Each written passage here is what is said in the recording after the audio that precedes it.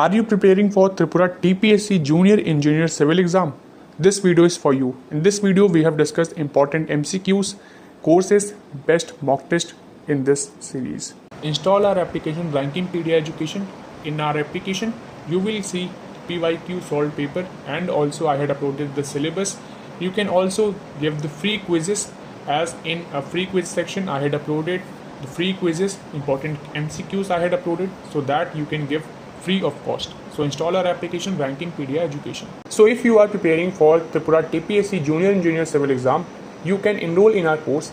In our course, you will get ebook that covers the entire engineering portion syllabus, question bank that covers engineering portion, mock test series that consists of 10 mock tests, quality mock test we will provide that is fully dedicated to your preliminary examination, and you will get 24/7 guidance and support. So for the mains examination, I will provide the PDF. In that PDF, all the important questions will be there.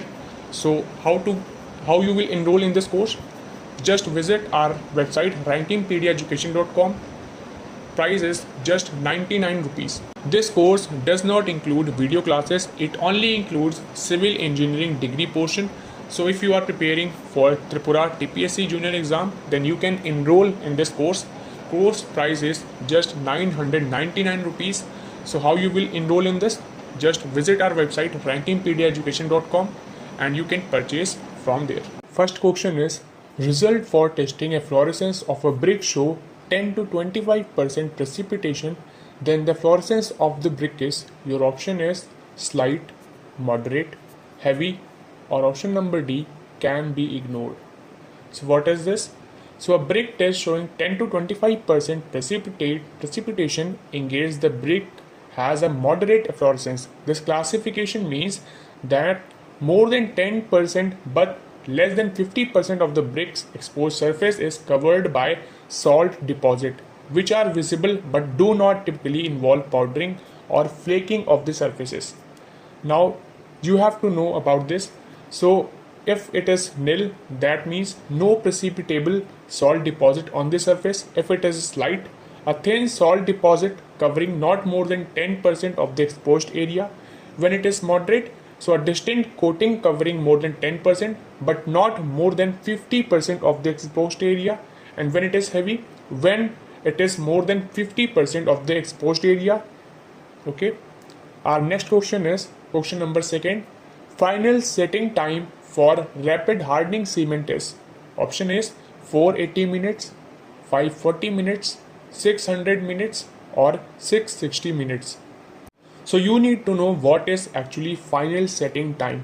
This is the time from when the cement is mixed with water until the cement paste loses its fluidity and develops enough rigidity to withstand a predetermined pressure without indentation. So the final setting time for rapid hardening cement is maximum of 600 minutes, that is 10 hours. So which option is correct? Option number C, 600 minutes. Next question is, annular rings in softwood are, option is distinct, option D is less distinct, option C is not visible, option D is visible on scratching. So annular rings are prominent visual feature of the wood's growth and are characterized by the difference in cell density between the early woods and the late woods. Coming on to the characteristics, softwood has a clearly visible and well-defined growth rings. They are distinct and separated.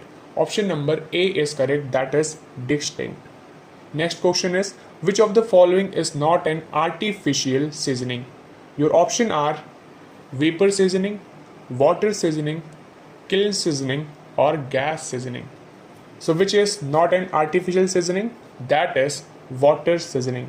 Water seasoning involves soaking wood in water to increase its moisture content, which is then followed by air drying. Since it is the natural process, so it is not an artificial seasoning. Next question is, maximum water cement ratio for M25 grade of concrete is, your option is 0:330, 0:35, 0:40, or 0:45.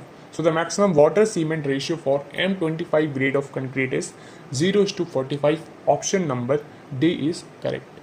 Next question is, relation between modulus of velocity, that is E, bulk modulus, that is K, and shear modulus or modulus of rigidity, that is N, is. So you have to tell the ratio.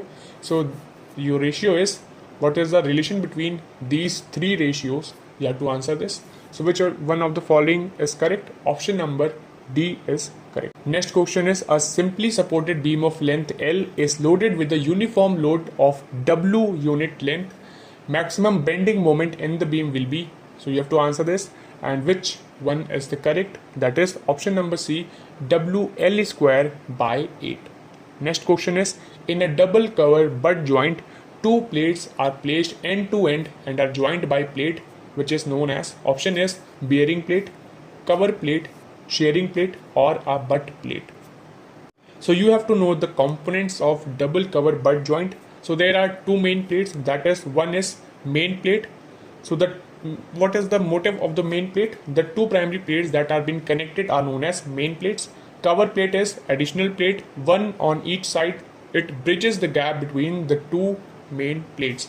So in a double cover butt joint, two plates are placed end to end and are joined by plate which is known as a cover plate. Option number B is correct. Next question is, columns, struts, posts on sections in a directional parallel to longitudinal axis are subjected to, option is tensile stress, compression stress, bending stress, or a torsional stress. So columns and posts that are subjected to a force in a direction parallel to their longitudinal axis are under axial compressive stress. This means the force is applied along the member's length, tending to push the material together rather than pull it apart or bend it. So which one is correct? Option number B, compression stress. Next question, 0.80 length is effective length of a column of actual length L, which is effectively held in position at both ends, and option you can see. So which one is the correct?